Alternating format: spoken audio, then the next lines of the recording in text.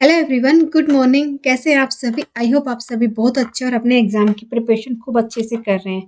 Friends, आज मैं आपको वंशागति आणविक आधार क्या होता है, इसके बारे में कितने इंपॉर्टेंट फैक्ट होते हैं, उन सब के बारे में बताऊंगी। यानी ये क्यों जरूरी होता है, एग्जाम में किस टाइप से क्वेश्चन आते हैं, वो सारे डाउट आपके क्लियर कर देंगे। चलिए स्टार्ट करते हैं। Welcome to success note. Clear. अब आती है फ्रेंड्स फर्स्ट हेडिंग। ये किस प्रकार से आती है? आनुवंशिक पदार्थ की खोज।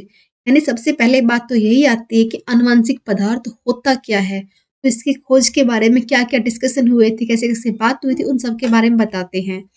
19वीं शताब्दी के अंदर वैज्ञानिकों के बीच में मतभेद स्टार्ट हो गया था। यानी कोई भी एक बात को सिद्ध करते हैं तो मतलब कि दूसरा बोल देता है ना, ये ऐसे कैसे, ये ऐसे नहीं हो सकता। यानी काफी जो होते हैं ना वैज्ञानिक, उनके बीच में मतभेद स्टार्ट हो गया था कि अनुवांशिक पदार्थ आखिर होता क्या है। क्योंकि उस टाइम के जो लोग थे वो प्रोटीन को ही मतलब कि अनुवांशिक पदार्थ मान रहे थे। यानी प्रोटीन को ही मान रहे थे, लेकिन प्रोटीन थोड़ी ना था। फिर 20वीं शताब्दी के अंदर आए थे फ्रेडरिक मिसर नामक के, जो कि उन्होंने न्यूक्लियन की खोज की। और फिर से बहसबाजी स्टार्ट हो गई कि आखिर न्यूक्लियन क्या होता है, आनुवंशिक पदार्थ प्रोटीन है या नहीं है, डीएनए यानी न्यूक्लियन, यानी काफी बीच में मतलब बहसबाजी स्टार्ट हो चुकी थी। क्लियर। अब आता है 20वीं शताब्दी के अंदर काफी प्रयोगों के बाद इस बात को सिद्ध किया गया था, डीएनए ही आनुवंशिक पदार्थ होते हैं। यानी किसी भी बात को सिद्ध करने के लिए काफी सालों की मेहनत लगती है, काफी प्रयोग होते हैं, जब जाके एक बात सिद्ध होती है कि डीएनए ही आनुवंशिक पदार्थ होता है। जैसे कि आप समझ लीजिए, जैसे कि आज हम गुणसूत्र, प्रोटीन, न्यूक्लिक अम्ल, डीएनए, आरएनए क्या होते हैं, इनमें क्या पाया जाता है, क्या नहीं पाया जाता, क्यों इंपॉर्टेंट होते हैं, इनकी संरचनाएं कैसी होती है, इनका नाम क्या होता है, यानी इस टाइप के सारे डाउट को क्लियर करेंगे। तो चलिए स्टार्ट करते हैं। अब आता है आनुवंशिक पदार्थ की जब खोज की गई थी तो कौन कौन से प्रयोग उसमें किए गए थे। तो फर्स्ट आता है फ्रेडरिक ग्रिफ्थ का प्रयोग। क्लियर। अब इन्होंने क्या बताया था? इन्होंने बताया था कि जो न्यूमोनिया रोग होता है ना, उसके जो जीवाणु होते हैं ना, न्यूमो का ही नाम दिया गया था। उनको जब गर्म करते हैं तो वो मर जाते हैं। क्लियर। अब मरने से उनका जो न्यूक्लिक अम्ल होता है, जो डीएनए होता है ना, वो सभी पदार्थ में निष्क्रिय हो जाता है। ऐसे मरे हुए जीवाणुओं को एक जीवाणु वाहक की वजह से चूहों में प्रवेश करा दिया जाए तो चूहों को ये रोग हो जाएगा। क्लियर। यानी इसका मतलब वो चूहे भी मर जाएंगे, क्योंकि जो निर्जीव जीवाणु होता है ना, उसमें न्यूक्लिक अम्ल होता है, वो अरोगजनक जीवाणु होते हैं ना, उनसे मतलब कि काफी होता है। यानी रोगजनक जीवाणु के बदल में उसमें उसमें चेंज हो जाते हैं। यानी फेडरिंग तो ऐसा बता दिया। क्लियर हुआ। अब जो ओस्टवार्ड एवरी थे, उन्होंने अपने प्रयोग में क्या बताया?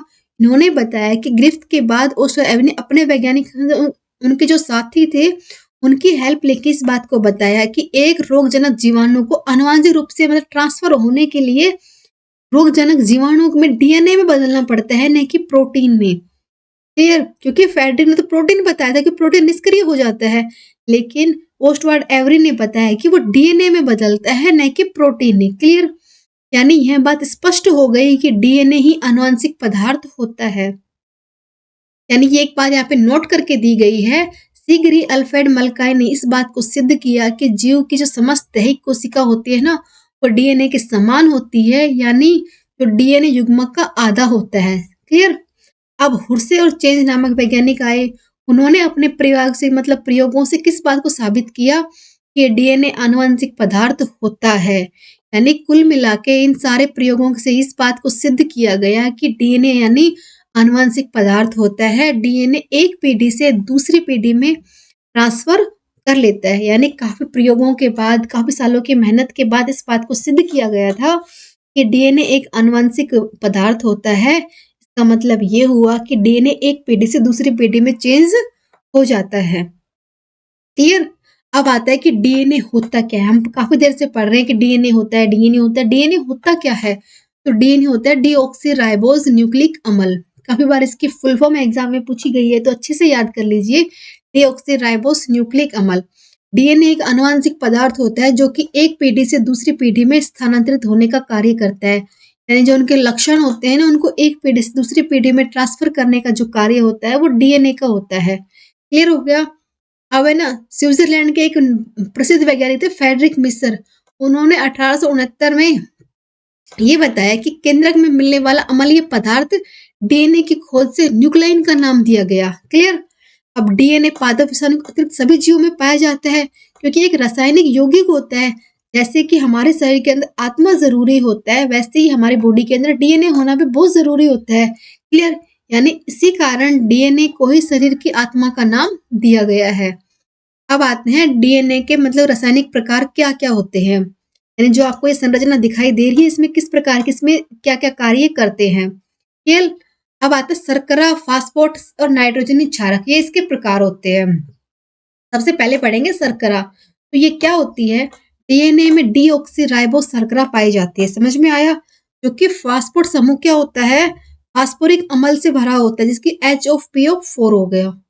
अब आता है नाइट्रोजनी क्षारक। वो क्या होगा? नाइट्रोजनी क्षारक दो प्रकार के होते हैं, जो कि फ्यूरिन, एडेनिन, ग्वानिन। और जो होता है ना पिरामिडइन, क्या होता है? थायमिन और साइटोसिन। जो प्यूरिन होता है उसके दो होते हैं, ए और जी से इसको मतलब दिखाया गया है। और जो पिरामिडइन होता है इसको टी और सी से दिखाया गया है। जैसे कि आप इसमें देख रहे हैं ना, कहाँ पर ए है, कहाँ पे टी है, कहाँ पे जी है, कहाँ पे सी है। दिख रहे हैं ना? यानी जो जो जो कार्य अपना अपना अपना कार्य अच्छी तरीके से ये लोग करते हैं। अब आता है डीएनए की संरचना किस प्रकार से होती है। तो वाटसन और क्रिक के मॉडल से ये बात साबित की है डीएनए की संरचना किस प्रकार से होती है। फर्स्ट हेडिंग दी गई है, डीएनए यानी न्यूक्लियोटाइड श्रृंखला से बनी हुई एक द्विकुंडली सर्पिलाकार सीढ़ीनुमा संरचना होती है। जो आपको ये दिखाई दे रही है, जो संरचना आपकी स्क्रीन के ऊपर नजर आ रही है, इसको बोला गया है ये द्विगुणित सीढ़ीनुमा सर्पिलाकार एक संरचना होती है। समझ में आई? जो कि प्यूरिन के पिरामिडइन के समान ठीक जुड़ी होती है, जो आपस में एक दूसरे से जुड़ी हुई होती है। इसके अंदर थायमिन हाइड्रोजन बंध से जुड़ी होती है, ग्वानिन और साइटोसिन तीन से जुड़ी होती है। यानी जो एक दूसरे से हाइड्रोजन बंध की वजह से आपस में जुड़ी हुई होती है, ये अलग नहीं होती। अब इसकी दूरी कितनी होती है, चौड़ाई कितनी होती है, पूछ लेते हैं। तो चौड़ाई कितनी होती है? 34 एंगस्ट्रॉम इसकी चौड़ाई होती है। कई बार चौड़ाई के बारे में पूछा गया है। लंबाई तो कितनी होती है इसकी, मतलब दूरी होती है 34 और चौड़ाई कितनी होती है? 20 होती है इसकी। एंगस्ट्रॉम, एक का मतलब एंगस्ट्रॉम दिया गया है। यानी डीएनए में जो घुमाव होता है वो एक दीर्घ खांच का होता है और एक लघु खांच का होता है। यानी जो आपको अलग अलग घुमाव दिखाई दे रहे हैं ना, एक तो बड़ा होता है, एक छोटा होता है। क्लियर? अब आता है डीएनए का पराकुलन किस प्रकार से होता है। जैसे कि डीएनए में समस्त अणुओं में कुछ प्रोटीन की सहायता से बार बार कई बार केंद्रक मतलब व्यवस्थित हो जाता है। समझ में आया? जो डीएनए होता है मतलब क्योंकि हमारे बॉडी के अंदर बहुत सारे डीएनए होते हैं, तो वो आपस में मतलब कि खुद ही केंद्रक में मतलब व्यवस्थित होने की प्रक्रिया कहते हैं, जिसे कोई डीएनए पैकिंग या पराकुंडल कहा गया है। अब आता है प्राय मानव शरीर के अंदर कोशिका केंद्र में मतलब जो डीएनए होता है वो बहुत लंबा होता है। और प्रत्येक मानव के अंदर जो होते हैं ना डीएनए होता है, उसकी संख्या यानी गुण हो सकते हैं 46 होते हैं। जो संख्या की बात की जाए तो 46 हो जाएगी, और जोड़ों की बात की जाए तो 23 हो जाएगी। यानी एक कोशिका डीएनए की लंबाई 2 मीटर होती है, और मानव शरीर के अंदर 10 की पावर 14 कोशिकाएं पाई जाती है। यानी डीएनए की लंबाई कितनी हो जाएगी, इसे 2 से मल्टीप्लाई कर देंगे तो कितनी हो जाएगी। डीएनए एक बहुत मतलब बहुत बड़ा होता है, जो कि एक केंद्र में सेट होना मतलब आसान नहीं होता है। यानी जो डीएनए की जो लंबाई को देखकर एक विशिष्ट प्रकार का प्रोटीन होता है, उसकी हेल्प से बार बार कुंडलन होकर केंद्र अपने आप से व्यवस्थित होना उसके अंदर केंद्रक में सेट होता है, जिसे को डीएनए प्रकुंडल कहा गया है। यानी समझ में आ गया डीएनए प्रकुंडल क्या होता है, उसकी संरचना किस प्रकार से होती है। अब इसके कोई डाउट नहीं बचेंगे। अब आता है डीएनए द्विखंडन या प्रतिकयन क्या होता है। जैसे कि प्रत्येक कोशिका विभाजन से पहले डीएनए अणु में संतति कोशिकाओं में जाने के लिए दो हुबहू नए डीएनए में बदल जाता है। यानी जो प्रत्येक कोशिका विभाजन से पहले जो डीएनए अणु होता है वो संतति कोशिका में जाने के लिए तो हुबहू नए डीएनए में बदल जाता है, जिसको द्विगुणन या सद्विगुणन कहा जाता है। क्लियर हो गया? यानी पुराने डीएनए से नए डीएनए में जो चेंज होता है तो उसको सद्विगुणन द्वारा दो नए संतति डीएनए बनाने की जो प्रक्रिया होती है, इसी को डीएनए प्रतिकयन या द्विगुणन कहा जाता है। नए डीएनए पुराने से नए बनने का जो प्रक्रिया होती है, इसी को प्रतिकयन कहा जाता है। अब आता है डीएनए और आरएनए में अंतर। क्योंकि आपको पता होना चाहिए डीएनए और आरएनए में अंतर क्या होता है। सबसे पहले होता है नाम का अंतर, डीऑक्सीराइबोस न्यूक्लिक अम्ल और इसका हो जाएगा राइबोस न्यूक्लिक अम्ल। क्लियर हो गया? यानी डीएनए का नाम हो जाएगा डीऑक्सीराइबोस न्यूक्लिक अम्ल और आरएनए का हो जाएगा राइबो न्यूक्लिक अम्ल। क्लियर? अब आता है इसमें क्षारक, कौन-कौन से क्षारक पाए जाते हैं? तो डीएनए के अंदर AGTC क्षारक पाए जाते हैं और आरएनए में AGUC क्षारक पाए जाते हैं। समझ में आया? अब डीएनए के अंदर केंद्रक पाया जाता है, लेकिन आरएनए में कोई केंद्रक नहीं पाया जाता। वो जो डीएनए होता है वो आनुवंशिक पदार्थ का कार्य करता है, लेकिन जो होता है ना आरएनए होता है वो प्रोटीन संश्लेषण का कार्य करता है। समझ में आ गया? का मतलब कार्य होता है, जैसे कि ये किस तरह से कार्य करता है, इसमें केंद्रक पाया जाता है, नहीं पाया जाता, इसमें कौन-कौन से क्षारक पाए जाते हैं, किस तरह से कार्य करते हैं, इस प्रकार का इन दोनों में डिफरेंट होता है। समझ में आया? अब आता है डीऑक्सीराइबोस न्यूक्लिक अम्ल आखिर होता क्या है? क्लियर? यानी डीएनए एक आनुवंशिक पदार्थ है, इसकी खोज फ्रेडरिक मिश्र ने 1869 में की थी। क्लियर? अब आता है डीएनए के प्रकार, एडीएनए, बीडीएनए, सीडीएनए, डीजीएनए और जेड डीएनए, ये आते हैं डीएनए के पार्ट। क्लियर? अब आते हैं हम पढ़ेंगे आरएनए के बारे में कि आरएनए क्या होते हैं। जो आपको दिखाई दे रही है संरचना, ये होती है डीएनए की संरचना। यानी ऐसे मतलब एक सर्पिल आकार सीढ़ी की तरह, मतलब वो उससे मैच करता हुआ रहता है। क्लियर? जैसे कि आरएनए क्या होता है, प्रोटीन संश्लेषण का कार्य करता है। क्लियर? कुछ प्राय विषाणु में आनुवंशिक पदार्थ के रूप में भी कार्य करते हैं, यानी कुछ विषाणु होते हैं जिनके अंदर आनुवंशिक पदार्थ के रूप में भी कार्य करता है। अब आते हैं आरएनए के प्रकार क्या होते हैं। जो आनुवंशिक पदार्थ है ना आरएनए और आनुवंशिक, यानी एक तो वांशिक हो गया, एक अनुवांशिक हो गया। अब आता है अनुवांशिक आरएनए क्या होता है, यानी वह आरएनए जो आनुवंशिक पदार्थ के रूप में कार्य करता है उसे बोलते हैं अनुवांशिक आरएनए। और अनुवांशिक क्या हो जाएगा, ऐसा आरएनए जो आनुवंशिक पदार्थ में कार्य नहीं करता उसे बोलते हैं अनुवांशिक आरएनए। क्लियर? यानी यूकोटोक्स में 3 प्रकार के अनुवांशिक आरएनए पाए जाते हैं। यानी जो यूकेट्रोस होती है उसके अंदर 3 प्रकार के आरएनए पाए जाते हैं, जो किस प्रकार से होते हैं।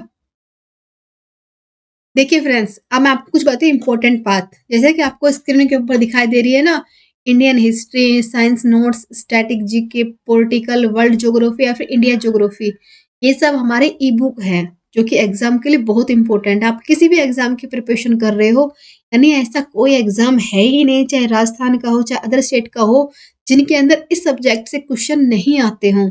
ये आपको पता है ना कितना इंपॉर्टेंट है। तो आजकल क्या होता है कि आप कितनी बुक पढ़ेंगे, क्योंकि एग्जामिनर के पास कौन सी बुक है हमें थोड़ी ना पता है। तो हमें तो जो जो मोस्ट इम्पोर्टेंट कंटेंट है ना वही पढ़ना है। उसके लिए हमें क्या करना होगा, हमें इस प्रकार की ई बुक पढ़नी होगी जिसमें जो जो होता है ना मतलब कि बेस्ट कंटेंट होता है जो हमें प्रोवाइड हो सके, वो इस सब कुछ इसके अंदर लिखा हुआ है। यानी इस बात की तो मैं गारंटी लेती हूँ कि इन ई बुक से बाहर क्वेश्चन नहीं जाएगा, क्योंकि सारी ई बुक मैंने भी पढ़ी हुई है। इनसे बाहर क्वेश्चन जाना समझ लीजिए नामुमकिन है। तो आपको एक बार इनको ज़रूर ट्राई करना चाहिए। अगर कोई डाउट हो तो आप हमें कॉल कर सकते हैं, मतलब आपको डेमो क्लास चाहिए तो भी आप हमें मतलब कि कॉल कर सकते हैं और जान सकते हैं कि इनके अंदर क्या-क्या लिखा है। यानी एकदम बेस्ट लैंग्वेज से स्मार्ट वर्क के साथ में लिखा हुआ है, जो कि एग्ज़ाम के लिए बहुत ही स्टार्टिंग होगा। क्लियर? चलिए स्टार्ट करते हैं हमने नेक्स्ट टॉपिक के ऊपर। ई बुक को लेने के लिए ज़रूर ट्राई करना। अब आता है जो हम आरएनए होते हैं वो 3 प्रकार के होते हैं, जैसे मैंने बताया था। अब 3 प्रकार कौन से हो जाएंगे, एक हो जाएंगे संदेश वाहक, एक हो जाएंगे ट्रांसफर के लिए, एक हो जाएंगे राइबोसोमल, यानी एम हो जाएगा मैसेज के लिए, टी हो जाएगा ट्रांसफर के लिए, आर हो जाएगा राइबोसोमल के लिए। क्लियर? यानी 3 तरह के कार्य करते हैं आरएनए। हम पढ़ेंगे मैसेज वाले आरएनए क्या होते हैं। ये संदेश वाहक आरएनए होते हैं जो कि डीएनए से प्राप्त आनुवांशिक सूचनाओं को राइबोसोम तक पहुंचाते हैं, इसलिए इन्हें जैकब मोड या मैसेंजर नाम से जाना जाता है, जो कि कोशिका द्रव के अंदर आरएनए के मतलब 3.5% का भाग आरएनए का होता है। यानी टोटल आरएनए के अंदर 3.5 मतलब 3.5% भाग एमआरएनए का होता है, जो कि मैसेज पहुंचाने का काम करता है। किसका होता है कि डीएनए से जो आनुवांशिक पदार्थ होते हैं सूचनाएं होती हैं उनको राइबोसोम तक पहुंचाने का काम करता है। अब ट्रांसफर वाला क्या काम करेगा पूछे तो, कोशिकाओं में लगभग 100 प्रकार के ट्रांसफर कोशिका पाई जाती हैं, जो कि यहाँ आरएनए के लगभग 15% के भाग का निर्माण करती हैं, जो कि ये टीआरएनए अमीनो में से ढककर राइबोसोम को कॉम्प्लेक्स तक पहुंचाती है। क्लियर हो गया? अब आता है राइबोसोमल आरएनए क्या होते हैं। तो राइबोसोम के अंदर पाए जाने वाले एमआरएनए और आरएनए के ना घुलनशील आरएनए को भी कहा जाता है, जो आरआरएनए होता है, जिसको घुलनशील आरएनए के नाम से भी जाना जाता है। ये कुल आरएनए का 80% भाग करता है। यानी जो हमारा पूरा आरएनए होता है, जिसके अंदर 80% भाग तो आता है आरआरएनए का। अब 15% किसका होता है? टीआरएनए का। और मतलब कि 3.5 होता है एमआरएनए का। यानी पूरा आरएनए इन सब से मिलकर बना हुआ होता है। समझ में आ गई बात? क्लियर? यानी इस प्रमुख कार्य से राइबोस का निर्माण होता है। अब हम पढ़ेंगे सेंट्रल डोग्मा क्या होता है, सेंट्रल डोग्मा किस प्रकार का होता है, इसके बारे में हम पढ़ेंगे। क्रिक ने 1958 में इस बात को प्रस्तावित किया था कि आनुवंशिक सूचना के प्रवाह के लिए डीएनए और आरएनए प्रोटीन एक दिशा में ही होते हैं। यानी जो आनुवंशिक जो सूचनाएं होती हैं उनको पहुंचाने के लिए डीएनए और आरएनए होते हैं जो प्रोटीन की दिशा में ही कार्य करते हैं। इस तथ्य को क्रिक ने इस सिद्धांत के रूप में प्रस्तावित किया था जिसे जीव विज्ञान के मॉलिक्यूलर बायोलॉजी यानी केंद्र सिद्धांत यानी सेंट्रल डोग्मा भी कहा जाता है। यानी इस बारे में बताया था जो डीएनए और आरएनए होते हैं ना वो एक ही दिशा में कार्य करते हैं यानी सूचनाओं का प्रवाह करते हैं। क्लियर? उन्हें अपने सिद्धांत के द्वारा इस बात को साबित किया है। अब आता है जेनेटिक कोड क्या होता है, यानी आनुवंशिक कोड क्या होता है। आनुवंशिक कोड के बारे में जानकारी देने का श्रेय किसको जाता है? नील वर्ग को। 1961 के अंदर इन्होंने अपने सहभागियों के साथ इस बात को बताया था। क्लियर? सेकंड बात इसमें की गई है जीन का लित्यकरण द्वारा एमआरएनए अणु में उपस्थित त्रिगुणी संकेत कोडन को आनुवंशिक कूट कहा जाता है। क्लियर? जो जीवों में न्यूक्लियोटाइड 3 समूह होते हैं, कैसे होते हैं? ट्रिपल ए, एटीए, जीसीए या फिर टीएटी। यानी ये 3 समूहों के अलग अलग 3-3 का समूह होता है जो कि विभिन्न प्रकार के अमीनो अम्ल की का संरचना बनाते हैं। क्लियर हो गया? मतलब कि एक तरह से उनका संचालन करते हैं। क्या होता है? जिससे सभी प्रोटीन्स की पॉलीपेप्टाइड श्रृंखला में अमीनो अम्ल का अनुक्रम को ही आनुवंशिक कूट के अनुसार लिया गया है। यानी इनके 3 अलग अलग समूह होते हैं, जैसे कि ट्रिपल ए का हो गया, एटीसी का हो गया, जीसीटी का हो गया, टीएटी का हो गया, जो कि अमीनो अम्ल की तरह संचालन करते हैं, जो कि सभी जीवों में पॉलीपेप्टाइड श्रृंखला होती है, उसमें अमीनो अम्ल के रूप में आनुवंशिक कूट का अनुसार ये कार्य करते हैं। समझ में आया? है ना? थोड़ा सा बोरिंग हो रहा है क्योंकि समझ में तो क्योंकि फर्स्ट टाइम पढ़ रहे हो आपको थोड़ा डाउट लगेगा, लेकिन कहते हैं ना कुछ चीज समझ में ना आए तो तभी उसे पढ़नी चाहिए। लास्ट तक कुछ तो समझ में आएगा ये सोचकर ही पढ़ लेना चाहिए। अब आता है आनुवंशिक कोड की विशेषताएं। जैसे कोई भी चीज होता है उसकी कुछ उसकी विशेषताएं भी होती है, कुछ हानि भी होती है, कुछ अच्छा भी होता है, कुछ बुरा भी होता है। आनुवंशिक कोड की विशेषताएं क्या थी? ये एक त्रिन्यूक्लियोटाइड से बना हुआ होता है। ये अतिव्यापित नहीं होता है। यह प्रारंभ और समापन का कोड है। यह क्रमबद्ध होता है और ये त्रिगुणित कमाहीन होता है।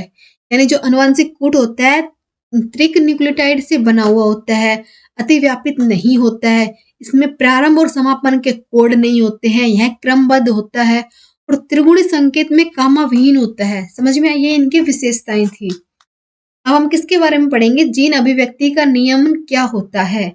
यानी कुछ विशिष्ट प्रकार के डीएनए बांधनी प्रोटीन की सहायता से सक्रिय जीन को निष्क्रिय जीन में यानी निष्क्रिय जीन को सक्रिय जीन में जो लेते हैं मतलब बढ़ा देते हैं, उनकी जो दर होती है उनको घटाना बढ़ाना करते हैं, इसको ही जीन अभिव्यक्ति का नियम कहा गया है। यानी जो जीन बंधनी होती है जो सक्रिय को निष्क्रिय में और निष्क्रिय को सक्रिय में कर देती है, इसको उनको जो जो उनका जो वितरण होता है, उनको उनकी जो दर होती है उनको जो घटा और बढ़ा देते हैं, इसी को जीन अभिव्यक्ति नियम कहा गया है। तथा कि जीन का नियंत्रण को जीन कहा जाता है।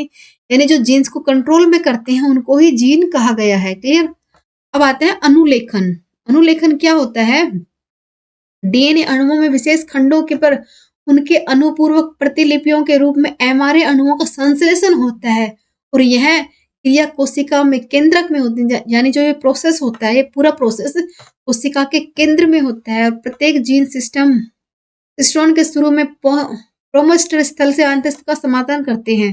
यानी जो प्रत्येक जीन होते हैं सिस्टोन के शुरू प्रमोश स्थल का अंत में समापन स्थल पर होता है। अंत एमआरएनए संश्लेषण का प्रोमोस्टर स्थल का समीप होता है, जो कि सूत्रा स्थल के रूप में स्टार्ट होता है और समापन स्थल के रूप में ये समाप्त होता है। यानी स्टार्ट करने का स्थल अलग होता है, समापन करने का स्थल सबसे अलग होता है। क्लियर? अब आता है डीएनए में जीटीसी जो है ना, जीटीसीएटी क्या होता है? लिपिबद्ध अमाध्य प्रोटीन संश्लेषण होता है, जो कि संदेश को जीयूएसीयू में लिपि में अनुवक्रण करके एक अनुलेखन का कार्य करता है।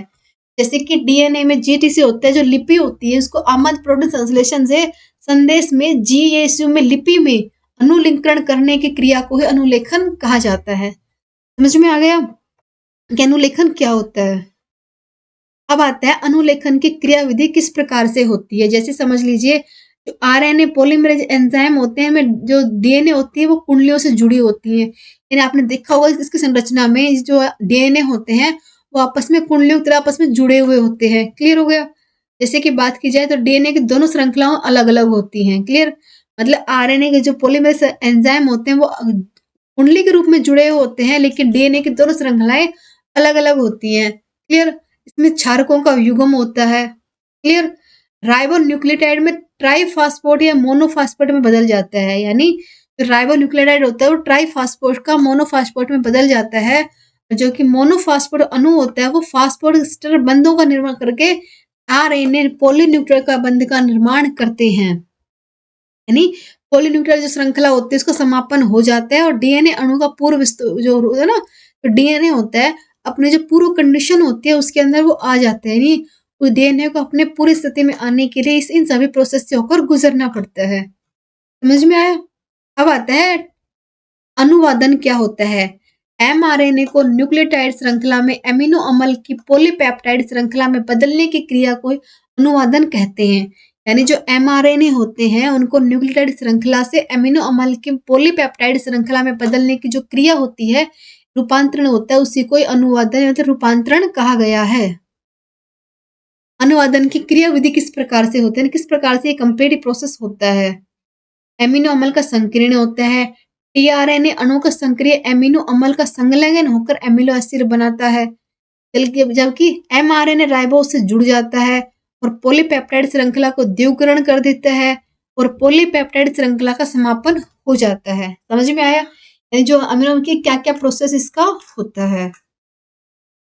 अब आता है मानव जीनोम क्या होता है। अब हम पढ़ेंगे मानव जीनोम किस प्रकार का होता है। मानव कोशिका के उपस्थित सभी गुणसूत्र जो डीएनए में न्यूक्लियोटाइड श्रृंखला के क्रम में संग्रहित होते जो सूचनाओं को मानव से जीनोम कहलाती है। यानी जो जैव सूचनाएं होती हैं उनको ही मानव जीनोम कहलाता है। यानी आप ये समझ लीजिए जो टॉपिक मैंने आपको पढ़ा रही हूँ इसमें से एग्जाम में काफी बहुत कम चांस होते हैं क्वेश्चन पूछने के, लेकिन मैं आपको पूरा टॉपिक करवा रही हूँ इसलिए मैं आपको ये बात बता रही हूँ इसके बारे में। इसमें मतलब कि कुछ खास टॉपिक एग्जाम में अब तक नहीं पूछे गए हैं और इतना इंपॉर्टेंट भी नहीं है क्योंकि आपके एग्जाम में एमसीक्यू टाइप क्वेश्चन आते हैं और इस बारे में अभी तक किसी एग्जाम में नहीं पूछा गया है। यानी इतना इंपॉर्टेंट ये टॉपिक नहीं है। टॉपिक इंपॉर्टेंट है लेकिन जो मैं अनुवादन अनुलेखन जो क्रिया विक्रिया करवा रही हूँ ना ये सब इंपॉर्टेंट नहीं है। इस टॉपिक से अगर कोई क्वेश्चन बनता है तो सिर्फ डीएनए और आरएनए के बारे में बनता है। उसकी फुल फॉर्म क्या होती है, उसके प्रकार कैसे होते हैं, कौन कौन से प्रकार किस प्रकार के कार्य करते हैं, डीएनए से हम क्या क्या इसके बेनिफिट क्या क्या होते हैं, ऐसे क्वेश्चन बनते हैं जो कि मैं अब आपको आगे करवाऊंगी। क्लियर। अब आता है मानव जीनोम प्रोजेक्ट क्या होता है। जो मानव जीनोम प्रोजेक्ट है वो क्या होता है। सर्वप्रथम मानव जीनोम प्रोजेक्ट के बीच नींव किसने रखी थी, नील डार्सट ने 1983-84 के अंदर इसकी नींव रख दी थी। क्लियर। यह परियोजना मानव जो होता है ना मानव के विभिन्न डीएनए अणु में स्थित उसके जो जीन होते हैं ना की जो क्रम की स्थिति होती है उसको न्यूक्लियोटाइड क्रम से देखकर उनकी स्थिति को ज्ञात करने की यानी जो होती है ना सूचनाएं होती हैं उनको मतलब किस तरह से प्रयास करके उनको आगे मतलब कि जो सूचनाएं होती हैं वो आपस में किस तरह से आगे बढ़ती है, जो डीएनए किस प्रकार से कार्य करता है, इसी को ही मानव के जो जीन होते हैं ना किस प्रकार से अपने ही क्रम में न्यूक्लियोटाइड के तरीके से आगे बढ़ते हैं, इसी को ही मानव जीनोम कहा जाता है। जैसे कि एचजीपी ये सर्वप्रथम अमेरिका के ऊर्जा विभाग ने एचजीपी के लोगों को तैयार किया था। यानी जो एचजीपी थी ये अमेरिका विभाग में ऊर्जा विभाग के लोगों ने इसको तैयार किया गया था।